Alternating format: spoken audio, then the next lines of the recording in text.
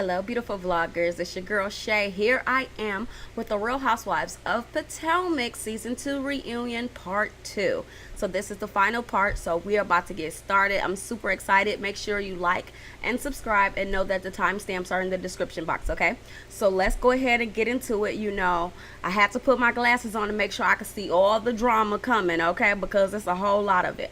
So, you know, they picked up where they left off last time, which was the fight between Robyn and Ashley, and we pick up with Robyn still saying that she wants to be Ashley ass. So, you know, she feeling some type of way about Ashley. You know, Ashley did say a lot of things about Robyn's relationship, but she talked about all the ladies' relationships. So it's a good thing we got into hers this time around, because she likes to talk about everybody else's relationship. So I'm interested to see what's going on with Miss Ashley, since she knows so much about everybody else.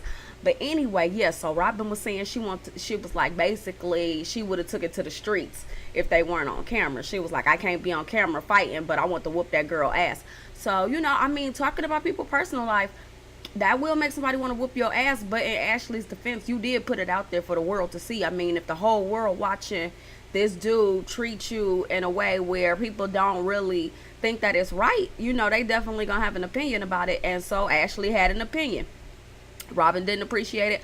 Robyn wanted to drag her, but you know, Ashley was sitting over there mighty quiet. You know, I guess Ashley ain't about that life, because when Robyn was saying all that stuff about wanting to whoop her ass, everybody heard Robyn, including Ashley, and Ashley was over there mighty quiet. She didn't say one word. She didn't utter a peep. She didn't make a sound. You understand what I'm saying? You could have heard a pin drop. Okay, so I don't think Ashley want their problem. She run that mouth like she do, but when it come down to it, when Robyn was really talking about getting down with the get down, she was over there silent. Okay, she was like a mouse pissing on cotton in a church. She was real silent. You know what I'm saying? So anyway, so we're gonna get to the top 5 moments of the reunion. So first and foremost, we got to get to number 5. So, you know, first, Andy brings out all of the husbands to discuss everything that went down for the whole season or whatever. So the number 5 moment is talking about both Karen and Monique's marriage. So we'll start with Karen, okay? And Andy wants to know, you know, what's going on with the whole move to Great Falls, because he brings it to Ray like, you know, y'all kind of moved in secret.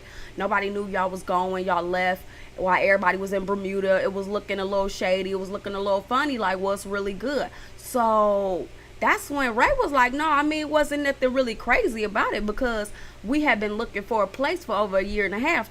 Our home in Potomac had been on the market for a year and a half. So everybody knew we was moving. It's just, you know, they didn't like the timing, but it is what it is. You know, he said something about when they first got their house, when they bought the house in Potomac, he thought it was too big. And because, you know, they only had the 2 kids, one of which is the son, that's Karen's son, and then they have a daughter together. So he was saying the house that they had was already too big, and when they moved to Great Falls, he wanted to downsize, but Karen wanted to upsize and get an even bigger home. He wasn't really that happy about it, but at the end of the day, that's his wife, so he gonna go with what she wants, but he wanted to downsize. And so, you know, Andy also brings up the fact that Karen has said in the last reunion part 1, Karen stated that part of the reason why they moved to Great Falls was to be closer to her parents. You know, her mother has dementia, her parents are older, all this stuff. Well, then Ray was like, well, you know, we never really discussed it or whatever, but I figured that was part of the reason why she wanted to move. So it sounded like he was just trying to clean it up a little bit. It sounds to me like the reason why they moved had nothing to do with her parents. It had nothing to do with her mom being sick. I'm sure, you know, she wanted to be close to her mom or whatever, but it just didn't seem like that's the real reason. The real reason is they had these tax issues. Now, the tax issues didn't come out at the reunion because nobody at the reunion knew that she had tax problems. So she blamed the move on her parents, okay? But in all actuality, the real reason why they moved is because she had the tax problems. Well, he actually has the tax problems. His business owes some millions to the IRS. He personally owes millions to the IRS. It totals like $5 million that Ray owes to the IRS. So they had to sell their biggest asset, which was that house. And they took like $1 million. They took $1 million less than what the home was actually worth in order to hurry up and unload it so that they could pay off this tax debt. But this was not known when the reunion was filmed. So the reunion was filmed and she was telling this whole lie about moving because of her parents and all of this stuff. But truthfully, it was all about the tax debt. But Andy didn't bring it up because this information hadn't come out yet. Nobody knew that it was this issue with the taxes until after the reunion had already been filmed. So this reunion was filmed prior to all of this coming to light and everything. So, of course, Karen isn't going to offer up that information and say, yeah, we really moved because we in tax debt.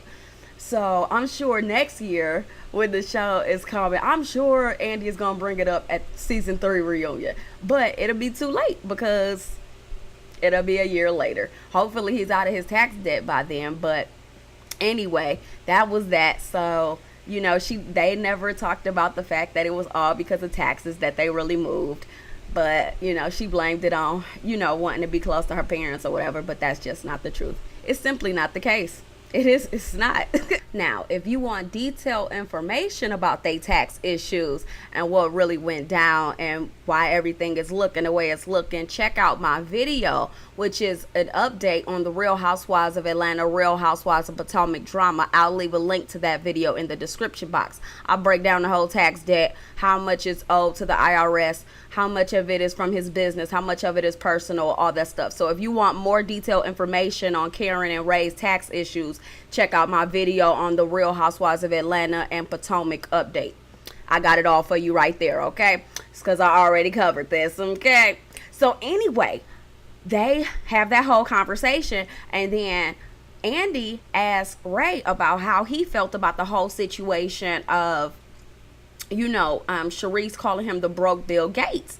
And he basically was like, I didn't appreciate it. He thought him and Sharice were good or whatever. Now, Sharice tried to clean it up or whatever. Like, Sharice, you're not slick. You really tried to clean it up because he said to her, I thought me and you were good. I didn't know me and you had a problem. She like, oh, we don't have a problem. I was just saying that you're broke compared to Bill Gates. That's not what you was saying, boo. You was saying that they was broke. Now, don't say like you was comparing them to Bill Gates, because everybody's broke when you compare their finances to Bill Gates. That's not what you was saying, Sharice. Don't try to make it sound good at the reunion when the man is sitting in front of you and then you got to say to his face what you said behind his back on national television. Like, okay, the shade was cute when she called him the broke Bill Gates. It was funny, but the fact that she not owning it, that's not really funny. I didn't really respect that. Girl, if you gonna throw that shade, you gotta own it. So anyway, he starts talking about his money, and he was basically like, look, I ain't been broke since I was 17, okay? I've been fortunate enough to make a few million. I was like, okay, now you better put them in their place, let them know what it is. And he was like, I'm not broke, haven't been broke in a while. I was like, all right, that's what I'm talking about. He also didn't care for Giselle calling him Uncle Ben. And, on Real Housewives of Atlanta, they call Peter Uncle Ben too. But Peter take it as a compliment because Uncle Ben got bread. But I don't, Ray is a bit older. He doesn't really take it as a compliment. He did say he Googled Uncle Ben and that Uncle Ben is not a bad looking guy, so it didn't upset him that much. Juan said he had to Google Uncle Ben too. So he said he didn't, take that much offense to it. But he was like, at least she called me Uncle Ben and not Uncle Tom. And I was like, okay, I'm glad she didn't call you Uncle Tom neither. But I was like, all right. But to me, that just showed you that he's really from a different era. He's from a different age. You know what I'm saying? So that Uncle Ben comment, it wasn't like water rolling off his back, like a duck's back or whatever, how that saying goes. It wasn't like that for him the way it is for Peter. He didn't just like brush that off. He didn't appreciate it. He didn't think it was funny and he didn't like it. But, once again, Giselle, Sharice, they don't really own their shade. Like, you know what I'm saying? They was pussyfooting around their shade. But anyway, so then we move to Monique and Chris's marriage. They talk about the fact, basically, they have a pretty good marriage. So it wasn't too much drama surrounding their issues or whatever. Mostly the biggest deal for them was Chris's mother, who was seeing, who they saw on the show calling Monique a heifer. So, they really didn't appreciate it. She was throwing listen, if y'all saw that episode with Chris' mama, she threw so much shade. She was kind of nasty. Like, she was real. And then she was whispering. They said I guess Monique was saying that his mother whispers all the time, but this is the first time, because she was mic'd up, that they was able to hear what she actually says and what she actually feels about Monique. So because it was on the show. Chris said he called his mom and she did apologize to him, but she has yet to actually apologize to Monique.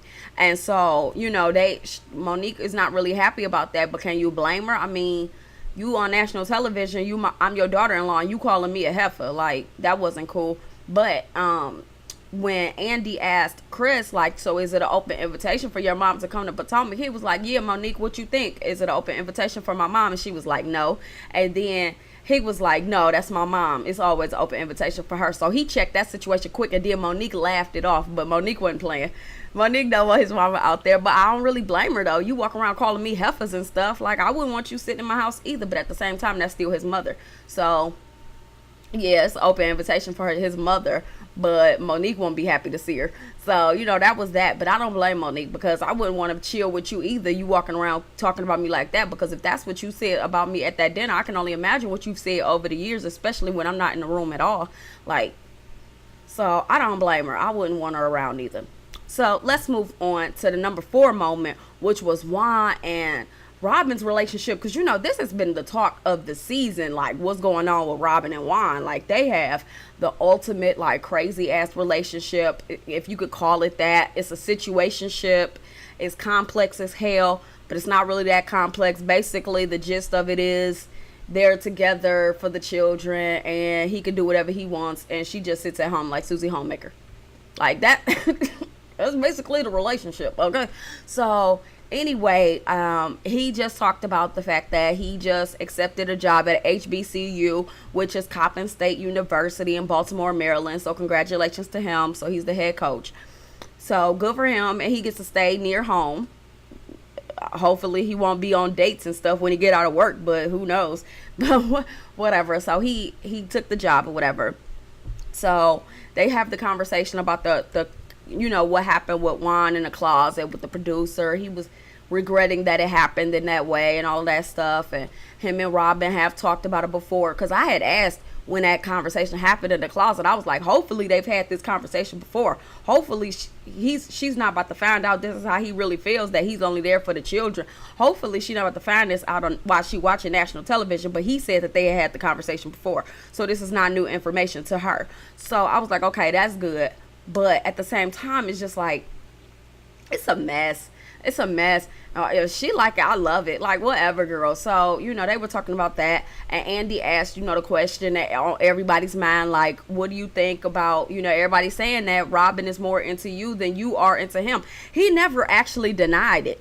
He never actually denied that Robyn is more into him than he is into her. He was just like, oh, we have a good relationship and we love each other and blah, blah, blah. He said a bunch of nothing. It was like a word salad. He never actually denied or said anything to tamp down the rumors of whether or not she loves him more than he loves her, which leads me to believe that is the case. He never actually said, no, I love her just as much as she loves me. He never said that. So, yeah, Robyn, you still in a one-person relationship. Anyway, Juan was asking about Andy was asking about Juan and Robyn having a future romantic relationship. He was like, that's a conversation we have to have.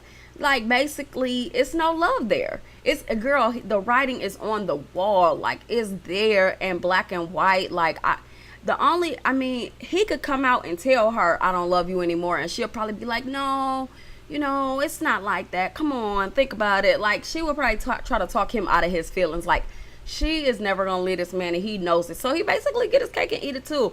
He gets somebody at home cooking, cleaning, taking care of the kids. He gets to still go out and date. When he horny, you in the bed with him. Like, he doesn't have to change the narrative, because you're not going to. You know what I'm saying? Like, you're not putting your foot down. So why does he have to change the way he doing anything? He doesn't. So then, Robyn was talking about she doesn't want her young black boys growing up in a single parent home.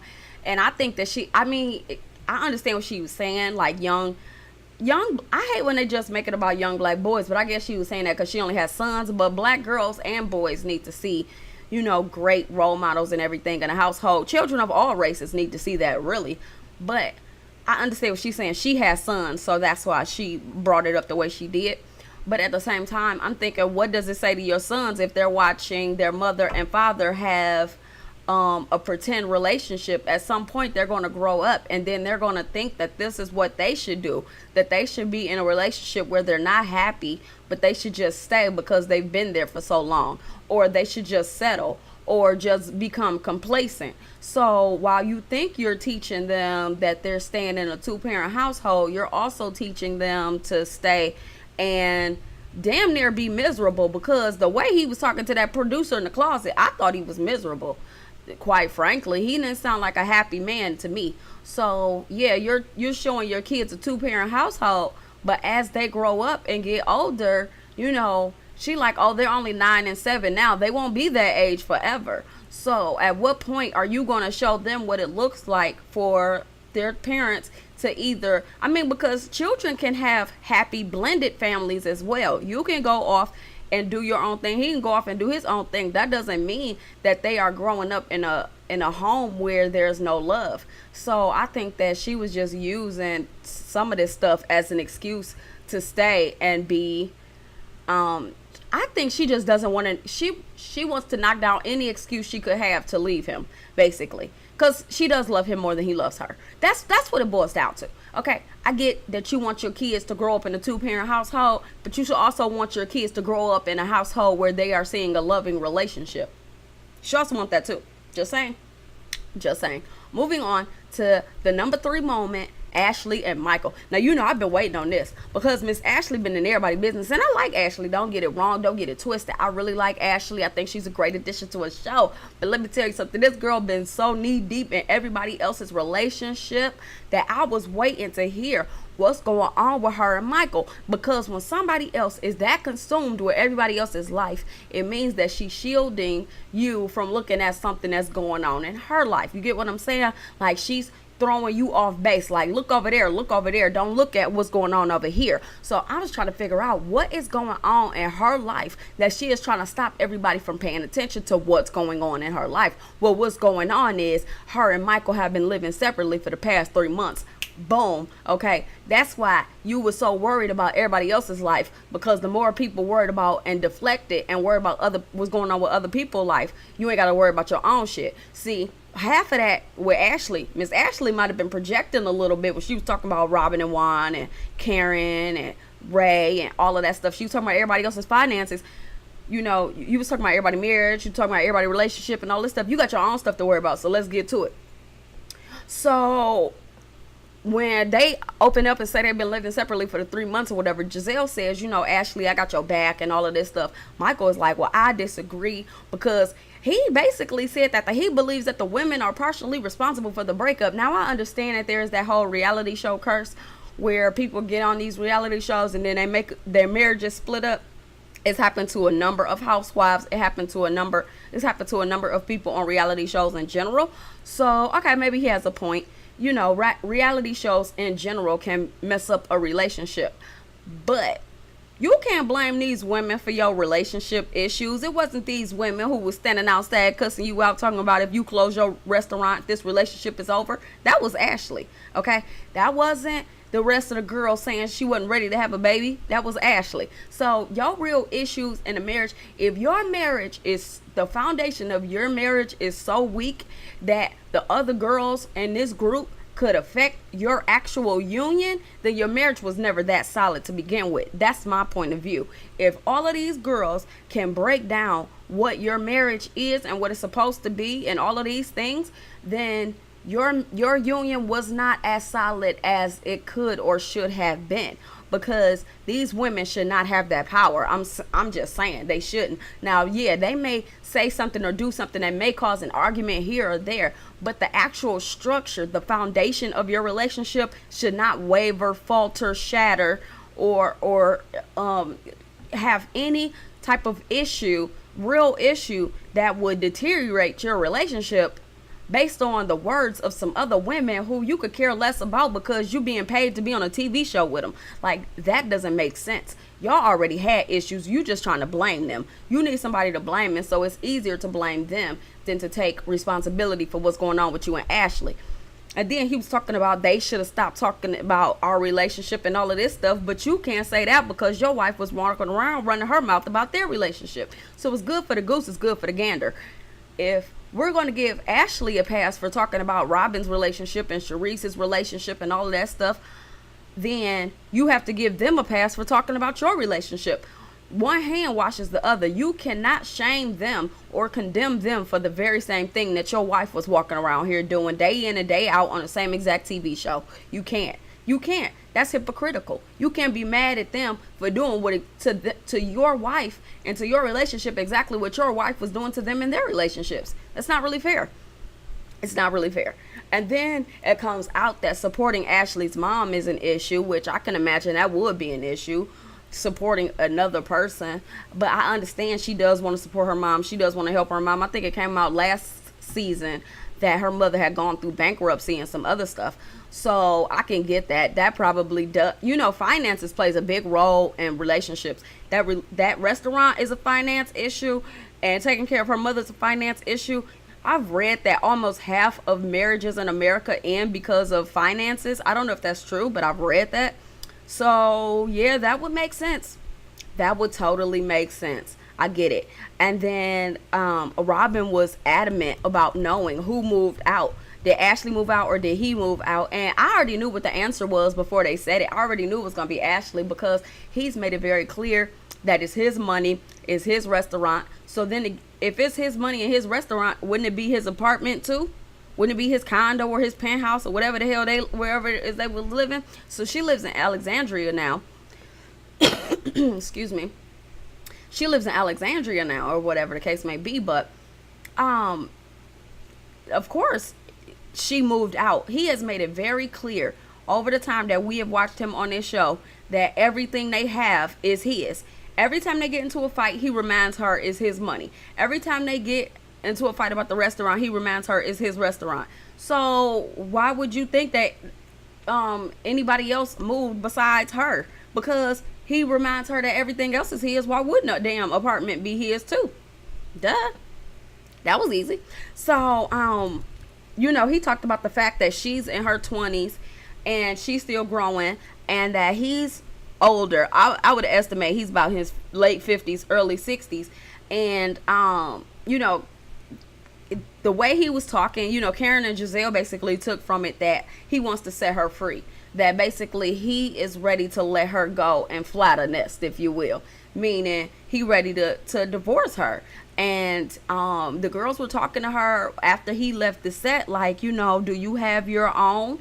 Are you okay? You signed a prenup, didn't you? And she was saying, like, even though I signed a prenup, if we broke up or whatever, I would be okay financially. So that's good. So she still would be okay financially, because it sounds like they about to go through a divorce to me. That's just what it sounds like to me. It sounds like a divorce is looming. It sounds like a divorce is coming. I'm just saying. I could be wrong, but I think one is coming. So, she better prepare herself, because with all due respect to Ashley, I really do like Ashley, and I want to see her win. And I hope that she, after this is over, because I have a good feeling they're getting a divorce. Once this is over, hopefully she finds a guy who is really her match and her equal, and they can really build something together, because she's very strong-willed, and that's a good thing. I'm happy for her. I hope that everything works out and they have, I hope it works out in a way that makes her happy, whatever the case may be. But it to me, it seemed like the divorce is looming. It's coming. It's only a matter of time. I can't see how they're going to last. He sound like he want to set her free. She'd have moved out. He been let her know all this shit was his. I mean, it's coming. It's only a matter of time. Okay. And so the number 2 moment is, I'm going to just call it shady stuff. This was just some stuff that I noticed that was a little bit of shade that was happening in this section. I know that Andy talked about a little bit about money. He called them the haves and have-nots, and basically was talking about showing a clip of, the girls who had the money, the girls who don't. He was talking about Monique's daughter's birthday party and all of that stuff. And one thing that came up was how Monique had the birthday party. It was like $25,000 or whatever, and that Robyn had guessed the amount that the party cost correctly.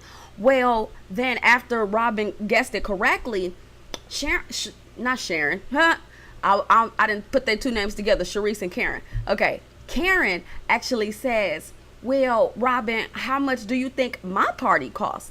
So Robyn was like, well, I actually heard you didn't pay for your party. So that's when Karen was like, see, I heard you have been saying that. That's why I asked you that question, because I want to see where you gonna admit that you have been saying that around town. I heard that you said that I didn't pay for my party, but I did.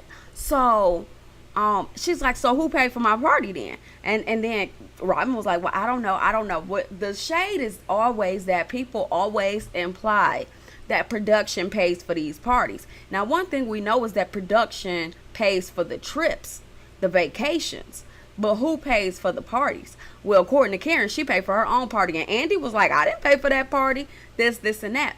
So that was the little shade of that moment, because they let it be known.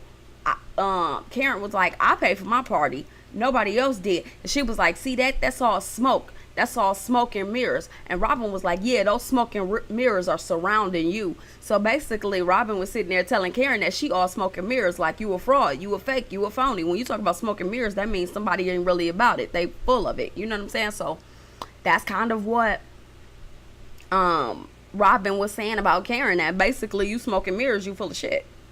That's basically what she was saying. So I thought that moment was kind of funny. And then finally, Karen admits to having her implants removed. Now, last episode, she said that she hadn't had any surgery. She had only lost weight. And then she up and admits that she got the implants removed. Like, see, now, listen, Karen. If you're going to lie on TV, you got to keep up with your lie. You can't say one lie on part 1 of the reunion and another lie on part 2. Like, pick a side, okay? Pick a side. Like, which one is it? Okay, ma'am? You cannot say both things at different reunions, okay? We able to DVR both reunions, girl. So Andy and all the girls sitting there confused, because she finally admits that she had her implants removed, and she had said that she didn't have surgery. I'm like, girl, you're so full of shit. You're so full of it. I love Karen, but damn it, keep up with your lie. So then Sharice comes out, and they ask the status of Sharice's relationship, that Sharice has gone ahead and filed for divorce. Eddie has moved on, and he has a girlfriend, and that was something. Ashley starts bringing up that Sharice has these parties at her house, and she's like, are you gonna go back to having these parties? I heard about all these girl parties used to have and all these stuff. And I was sitting there confused as hell, like, what's she talking about? So Andy like, what kind of parties? And then Ashley like, freaky parties. And then Giselle was like, toy parties. And I'm like, toy parties, that's not a big deal. Like, I know a lot of people who throw toy parties. That's not a big deal. But Sharice must not have liked her business being told like that, because she threw some quick little shade Ashley's way and was like, well, you and your husband go to gay clubs. So I was like, I got me a good little laugh right quick. Like, oh, I forgot. Last season it was all that drama because people was talking about, y'all remember last year was the girl Katie? Okay, people was talking about last year that Ashley's husband had touched her boyfriend's ass in the club, and he grabbed his ass, like grabbed a handful of his ass in the club. So I remember last year people was at Giselle and I think Robyn, they was asking like, is that a white thing? And then that was the whole racial issue. We ain't gonna get on all that, but it was a lot of people was joking about the fact that Ashley's husband Michael was grabbing Katie's boyfriend's ass in the club. So when Sharice brought up that Ashley and Michael go to gay clubs together, that made me laugh because it just took me back to last year when the husband was grabbing the boyfriend's ass. That was funny to me. So anyway, let's move on. So the number 1 moment of the show was the discussion about the Bermuda trip. It was crazy because first we got to get into whose idea was it. Oh my God, that was such a big deal on the Bermuda trip. So when they played the clip back from the two of them, Karen and Sharice in the pool talking about the trip, it seems that the vacation itself was Karen's idea, okay? But the actual idea to go to Bermuda was Sharice's idea. And so then it turned into a fight of whose idea was it? Well, it was kind of both of their idea. It was Karen's idea to go on vacation. It was Sharice's idea to go to Bermuda. But if you ask me, honestly, it was probably production's idea because they probably paid for the damn trip. And Bermuda was somewhere that they wanted to pay for. So, y'all all fighting over who. That's why Andy was looking at him like, is it really that big of a deal? Andy was so over them arguing over whose idea was for the trip. And then Karen brings up that her and Sharice had talked off camera, and that Sharice knew all along about the gift baskets, because Karen had told Sharice, like, girl, I'm doing gift baskets and stuff, you know, for the girls or whatever. She was like, so Karen was like, so when Sharice said on camera, oh, it better not be a gift basket in my room, that was stupid, because you knew it was going to be a gift basket, because I told you it was going to be a gift basket, because we already talked. So that was a whole situation. They talked about the underlying issue could have been that Karen and Sharice got into it at last year's reunion, because Sharice accused Karen last year of saying that she was the star of the show. Well, Karen was like, I never said I was the star of the show, but if you want to call me that, then I'll accept it. So, you know, then it got into who was trash talking who, and the trash talk of the season finale of season 2 this season, when Karen was saying she had photos of Sharice with the firemen, and supposedly it was some woman who was contacting all of them on Instagram with pictures, and Karen said, oh no, them not the pictures that I have, I got some different pictures, and all of this stuff. And then Ashley was asking Karen a question about the pictures, and then Karen didn't want to ask the question, and then she was asking Andy something. Then all of a sudden she started talking about she bows to Andy and she defers to Ashley, and I'm like, did you really just say you bow to Andy? Like, girl, if you don't get your ass together, bye. Okay? Bye. Did you really just say you bow to anybody? Girl, that man put his pants on one leg at a time just like you do, unless you wearing a skirt. But that's different. You get what I'm saying. He put his pants on every day, one leg at a time, like you do. Why are you talking about bowing to somebody? I mean, I guess you didn't mean it literally, but even figuratively. Like, get that shit together, okay? Anyway, but Karen was saying the real beef she had with Sharice, and why she brought up the fireman situation, is because, you know, she felt like Sharice sent Robyn to the room to attack her and all this stuff. And I didn't think that. I thought that Robyn came on her own accord. Robyn just wanted to get into it with Karen, because Robyn kind of sick of Karen. So Robyn came and confronted you on her own. That Sharice ain't sent her to do the dirty work. She just came to do it because she wanted to. And so yeah, they talked about all of that. And then Sharice said that Karen has a driver, and that the driver is the slash bodyguard, and his name is Blue Eyes. And that, you know, they've been, and then they've been sleeping together and all of this stuff. And I was just like, oh, now this is when it gets to the good stuff, okay? So supposedly, you know, this is what it is, that Karen has this rumor going around Potomac that she's sleeping with a white man. And then I guess it was supposed to be like Whitney Houston, the bodyguard, like she really sleeping with her bodyguard slash driver or whatever. Like and then she was like, well, there's nothing wrong with having a driver slash security, and he's my eye candy or something like that. And they were like, well, that's your eye candy? She was like, no, I just mean like having eye candy in general and all this stuff. I don't know. Karen was double talking a little bit, so it kind of made me wonder, like, is it some truth to this? Like, and then Karen also says Giselle is not a liar. So in my opinion, that was implying that Giselle is telling the truth, that there is a fireman that Sharice was banging. So I don't know if that's the truth. So people having sex with security guards, bodyguards, blue-eyed bodyguards, and they having sex with firemen. What's next? The pool boy. And then Karen said something about a superintendent, and I'm just like, damn, y'all getting a lot of action in Potomac. I might need to move. So anyway, yeah, but it was a really good one. So it was funny. It was kind of all over the place a little bit, but it was still good. So it was a lot of drama. I hope y'all enjoyed it. I enjoyed it. Tell me what y'all was thinking. It was kind of crazy though. So yeah, but anyway, if y'all do want to hear more about that whole tax situation, I got the link to the video in the description box, so you make sure you check that out. And I guess I will talk to you beautiful vloggers later. Thank you so much. Bye.